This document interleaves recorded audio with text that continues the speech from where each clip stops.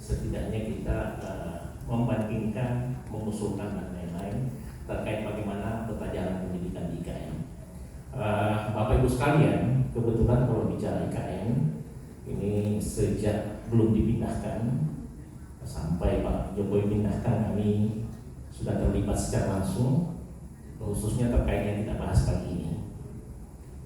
Jadi sekedar informasi saja, pada saat tanggal 29 Agustus Pak Jokowi memindahkan IKN, kami kebetulan di Bali bersama rekan teknik Indonesia, dan waktu itu kami sebagai Sekjen Perhimpunan Teknik Indonesia itu sedang membahas, kemudian mengundang Dirjen Inovasi itu yang betul orang menanya untuk membahas bagaimana format pendidikan di IKN ke depan. Dia sempat ke kampus di bulan September dan rekan teknik Indonesia di bulan November. Nah, apa yang disampaikan ini saya supaya berkelanjutan, kita jangan diskusi terpotong-potong. Karena ini kita kalau misalnya diskusi itu kadang-kadang sudah banyak sekali diskusi, tidak nyambung satu sama lain, berulang ya ini.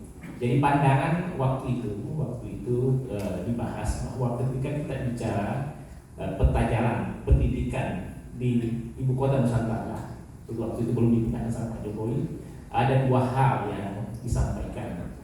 Intinya adalah pengembangan sumber daya manusia.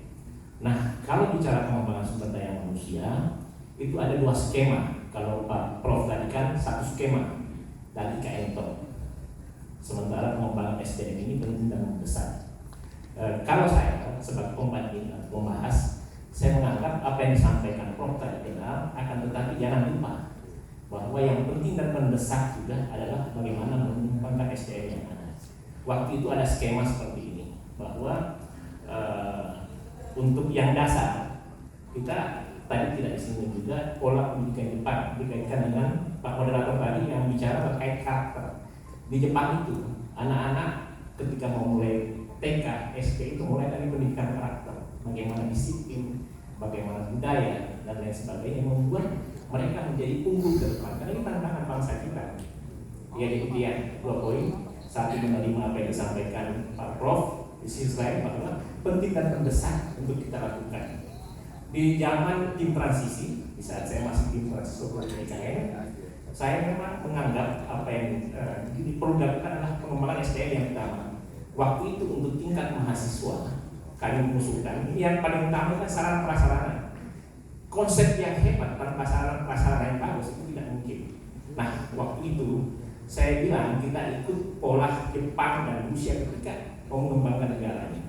Orang-orang mahasiswa di IKN yang punya potensi bagus, jangan menunggu sampai IKN bagus polanya, perguruan tingginya, karena itu butuh waktu, tidak secepat yang membalikan telapak tangan.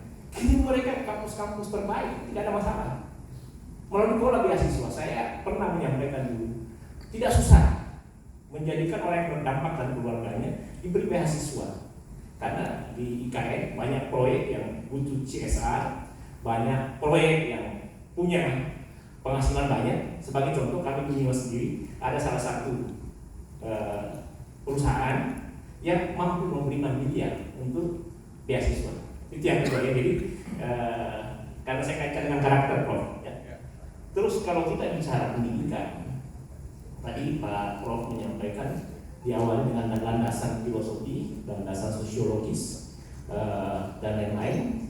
Saya berpendapat di atas itu ada. Kita punya pembukaan Undang-Undang Dasar 45. Bagaimana model anak kita di IKN itu pakai di sana aja. Yang pertama, ada 3 yang harus dimiliki anak mulai dari SD itu harus diberikan kepada mereka. Yang pertama,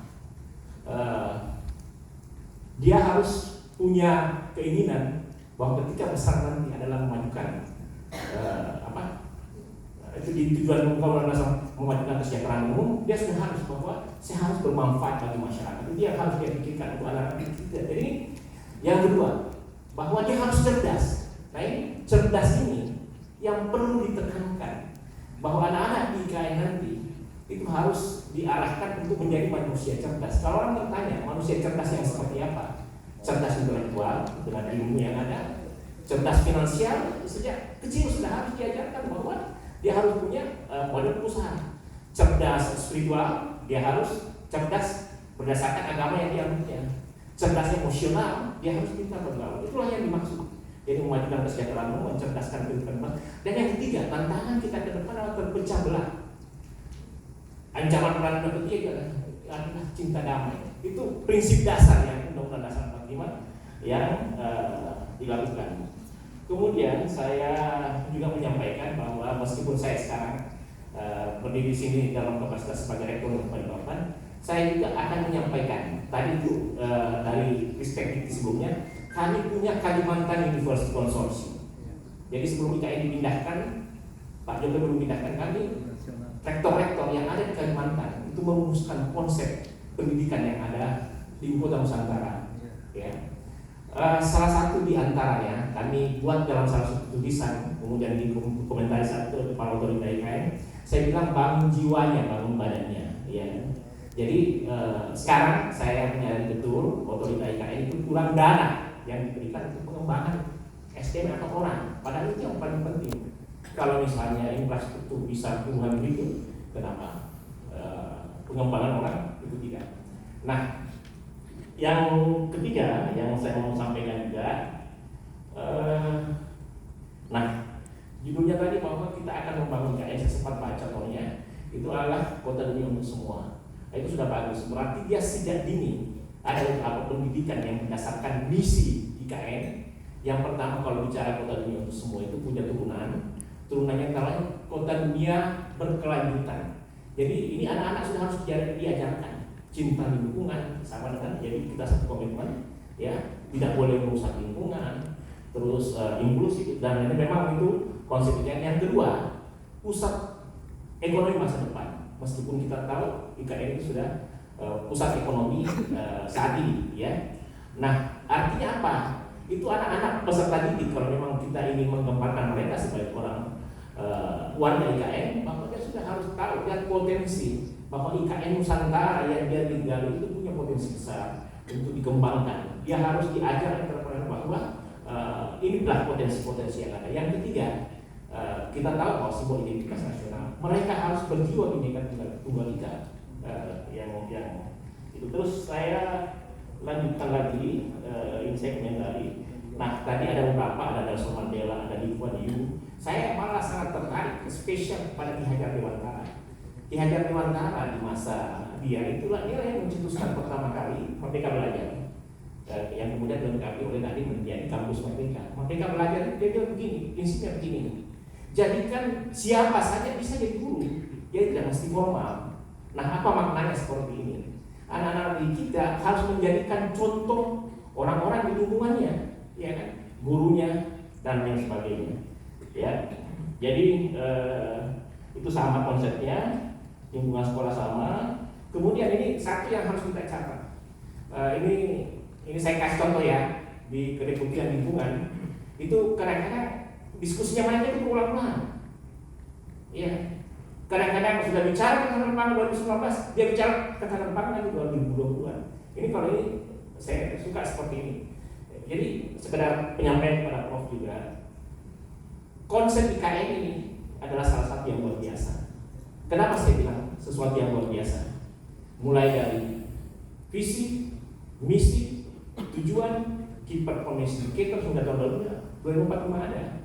Jangan lupa terkait bicara pendidikan yang kemudian ada di lampiran 2 Undang-Undang Nomor 3 Tahun 2022 itu sudah ada bicara terkait bagaimana konsep pendidikan di IKN yang diantaranya menyatakan bahwa karena ke depan itu syarat teknologi, maka pendidikan vokasi dan perguruan tinggi seperti biasa itu harus dilakukan. Ini juga sempat saya bahas dengan Dirjen Dikti Prof. Nisam di tahun 2020. Nah, selanjutnya Bapak Ibu sekalian,